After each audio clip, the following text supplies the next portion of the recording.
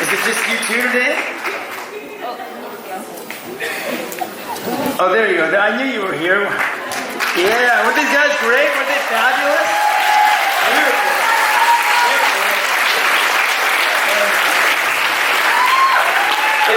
It's so wonderful to see all these beautiful brown faces up on the screen. You see our cultura is so respectful.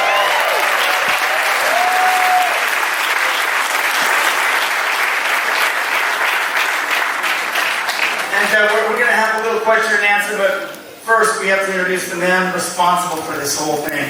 And I think we all really want to give it up from the bottom of our hearts to Mr. Francisco Lopez.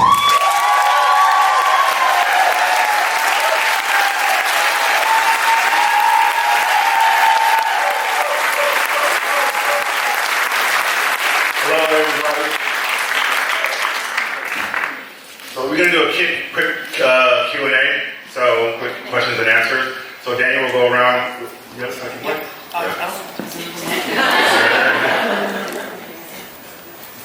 All right, cool. So let's get started on the Q&A. Can you hear me? Yes? All right, let's get started. So, okay, the first thing I thought I would like to say is to ask you to tell them what was it that made you make this film? Why did you do this story? I was really intrigued and inspired by Cecy's story when I was 8 years old. Well, 9 actually, before she was murdered, after she was murdered, sorry. Horrible questions. I was really intrigued and inspired and really saddened that this happened in our neighborhood, San Pablo. Every year I just thought about who she was, and I wasn't so concerned on how she died or who did it, but really concerned who was this girl. And for 16 years, I was like, just so curiosity. I just felt like her legacy was forgotten.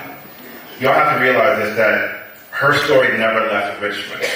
And the capacity of what happened to her and the whole family was unbelievable. She was murdered on a Monday. Her mom found her on a Tuesday. They had a memorial for her on a Wednesday.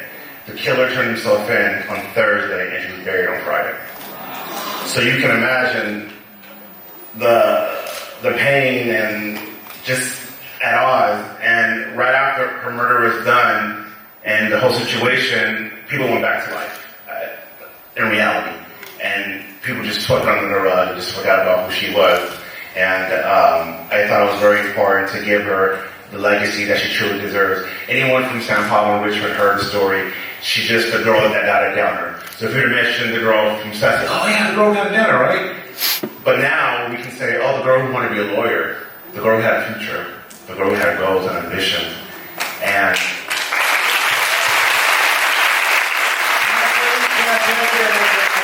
not knowing anything about Cecy and not coming from this part of California, being a Southern Californian myself, that I feel after seeing this film that I know this person, that I at least got a glimpse into the beauty of this person's soul.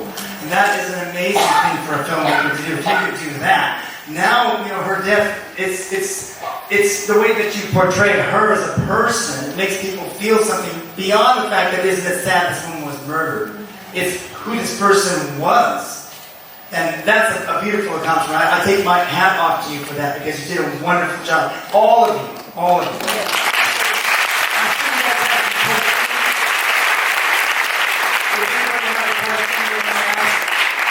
Any of the cast members? Yes, up there? How much did you work with the family at all on that? good question. So before I even approached the family, I did my research for 1.5 years on my own. I told myself that if I want to approach the family, I want to come with my shit together. This is some heavy ass shit and really, really serious. I'm sorry for cussing y'all. Like, this is like real serious, and this is a situation that when you come to a situation like this, you want to make sure you have your information together, because I just want to make sure I had it perfect and had it right. So I did 1.5 years of research before I even approached the parents. And when I approached the parents with the idea of giving their daughter the legacy that she truly deserves, not just for Richmond, but just for the whole world, they were kind of hesitating at first. And then when they said yes, the ball just came rolling in. But it was a very emotional experience for me as well. So, the home was it. Yeah. Can you say something about having to portray a role like that, of somebody that actually lived as opposed to just a fictional character? Oh, absolutely. I mean, I'm a mother, so this role was actually very heavy and difficult, and at first I didn't think that I could play a role like this. I wasn't sure if I could bring myself to doing something like this, and then, you know, what do we know? We know that through struggle we grow, so I thought, you know what?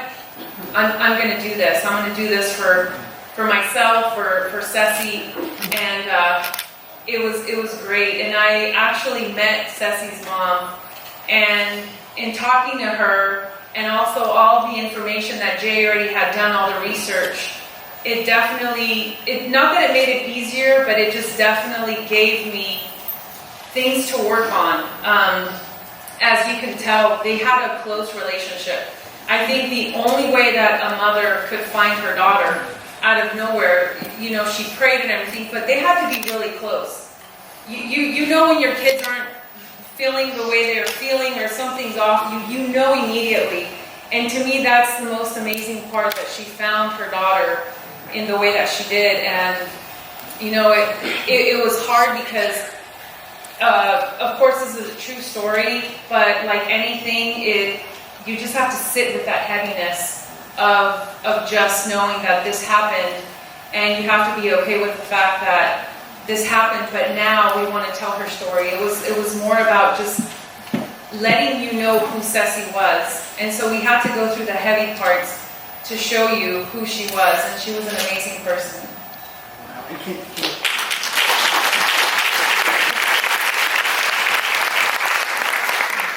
What was it like for you having to play the role?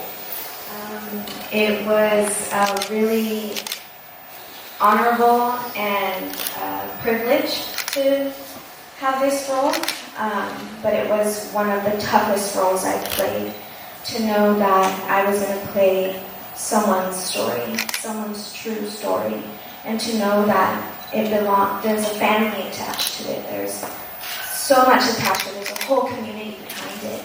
So it was a huge responsibility, and I was honestly very scared.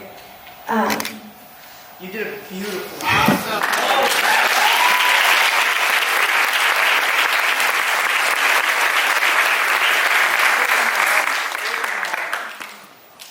So it was just an honor to know that I could help, keep her spirit alive and help bring healing to a community and help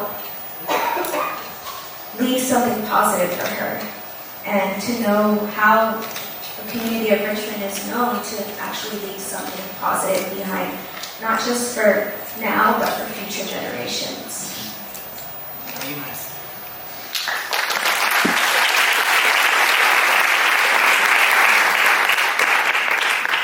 Do you have any more questions out here? Anything anybody wants to? I want to talk to Julio, the actor Julio. Did you get to meet the real Julio? Because Cecy was such an inspiration to the real Julio. Do you know where he's at today and what he's doing? I worked a lot with Julio leading up to the filming. I got to know his family. He's married, he's got kids, and he's living his life now. But he says that her spirit is always alongside him, and he always feels her presence. And he just told me, we had a very emotional talk, and he said that she meant a lot to him because he was headed toward a very dark path. But through her positivity and through her I don't want to say mentoring, but guiding in the right directions, she changed his life, and her bright spirit just led him to the light, and now he's living a better life because of her. Man, you did an exceptional job.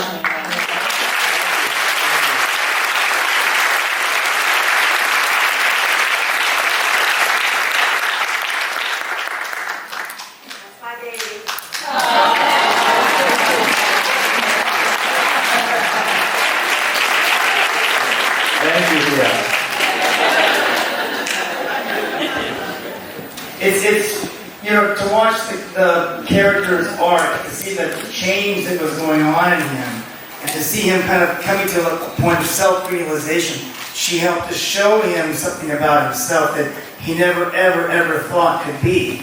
That he could be something more than he actually was. It's beautiful to watch that, and the way you handled it was very, very nice. Thank you. I appreciate Yeah, it. that was one of the best things in the film.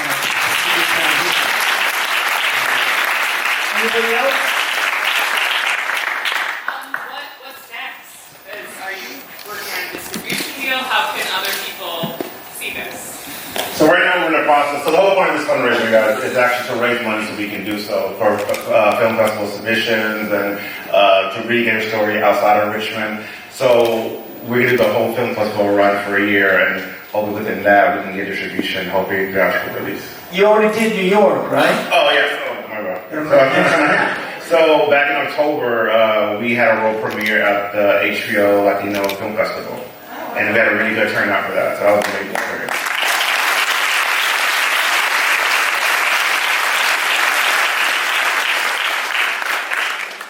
Anybody else? We got 400 people here, no questions? You did a great job. Thank you.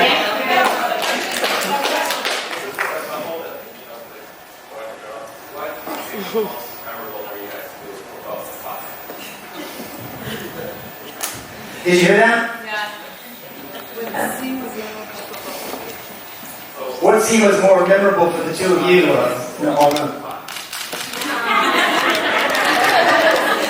For me, personally, individually, I really like the car scene. That was so much fun. Yeah, the car scene. For me, I think it was.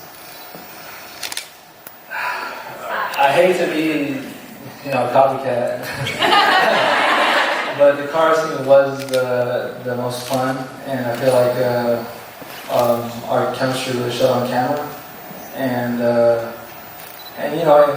it showcased the love and the humor that the couple shared. So that's why I would say the car scene too. I liked it too because it reminded me of the car teaching scene in American Me. I've seen this before somewhere. You guys are great in that scene, though. It is a beautiful scene. It's funny. It's hella funny. Anyone else? Up there in the back? Yeah, I thought you did a really good job, and I'm surprised that you showed how good girls work together. Like they all had each other's backs, and so I kind of want to know how did you take input from the female actors to make it true, to make it real solid. I'm sorry, that's a question for. Is it for Jay? Angie? Oh, for Jay. Yeah, Jay. How did you deal with getting that camaraderie between the females? Well, I actually met most of Cecy's friends, and I got to know them personally, and I got to know them in an intimate, personal level, so I could get to know their personalities. I think the most challenging part for me to even write the script was actually Jeannie Cecy's point of view, because she's not here.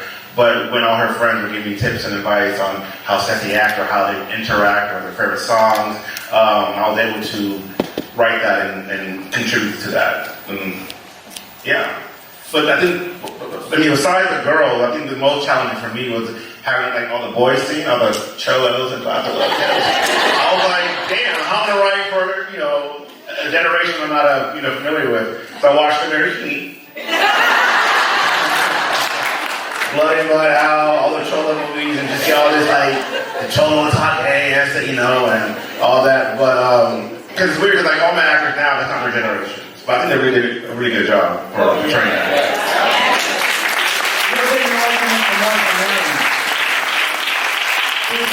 One more question back there? So I have a question that would go to anybody in this room. If there's any, future filmmakers here, how did you get started? What was the first thing that, had to get on your feet for this?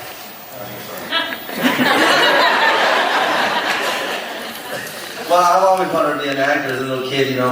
My dad used to watching, more movies and stuff, and so I always wanted to do it all my life.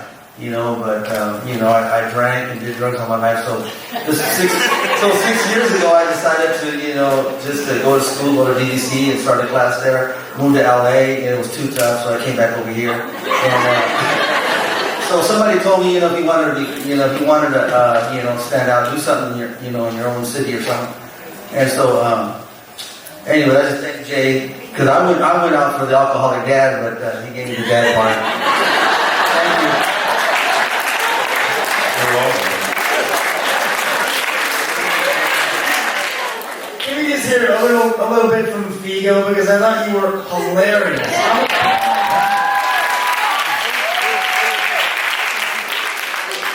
Hey guys.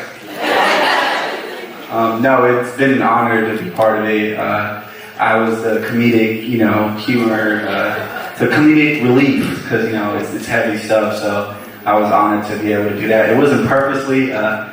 Thank you, Jay, for allowing me to improvise a lot of that stuff, and he gave me the opportunity to do that, because I was stuck with lines and stuff, and sometimes I forget my lines, so that was helpful. And also to do the song with Julio was super awesome, because I love music, I do music, I'm an artist, MC, and incorporating the music to a film was like a crazy opportunity, so yeah, thanks.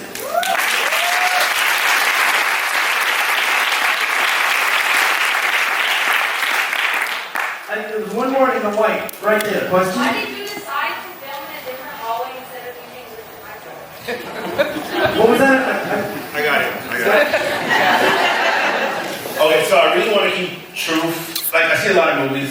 Well, it's not a lot of movies about us in Richmond. There's like one movie called Coach Carter that they didn't even film here. They did it in LA, and it was horrible. So I knew people were going to talk shit, but I didn't film here in Richmond.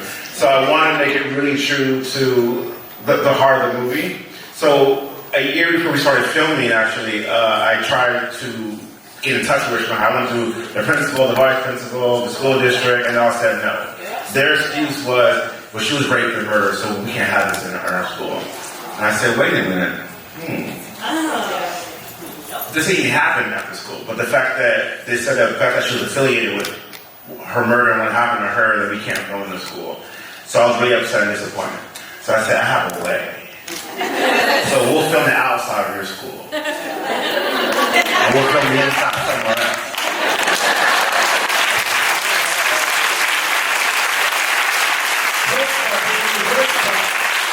Well, there's a will, there's a way. I feel like once your story gets out there, no one even know. Of course you guys know, whoever, I'm in Indiana. So. I'm from Whittier, what do I know? They all look real to me. I have a question. I actually don't know how to ask this. The things that she would read out of her diary, were those from her real diary, or was that made up in the script? Oh, good question. So, within the year and a half of doing my research, when the parents finally said yes, they invited me to their house, and they had a suitcase of all her belongings and personal items. And as I was going through it, she had a journal, and it was all her deep thoughts and letters to Julio, her friends, her portrait. So every portrait in this film is from her. And the cool part about how I got the title from the film, like every letter she had, she ended with Love Cecy. So that was something special or a sign or something. So I went with that. But yeah, every portrait in the film is from her. That's how you helped you write the story. Oh, of course, yeah. Yeah, thank you. Thank you.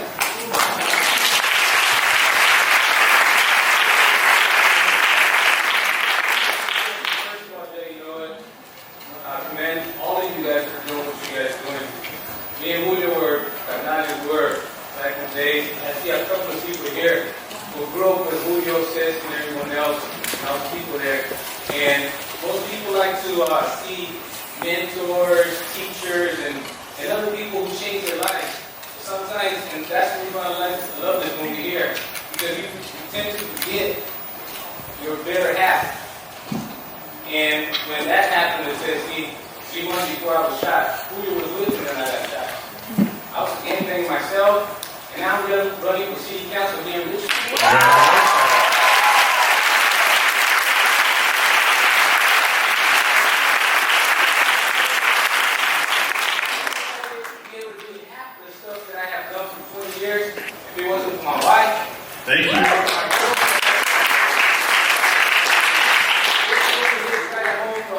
people right here, especially who are still with their girlfriends or girlfriends at that time, that they're going to have really changed a lot of the homies out here. Wow.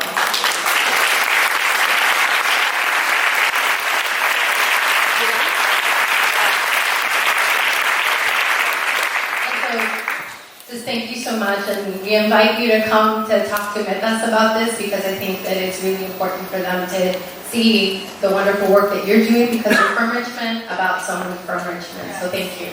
Thank you.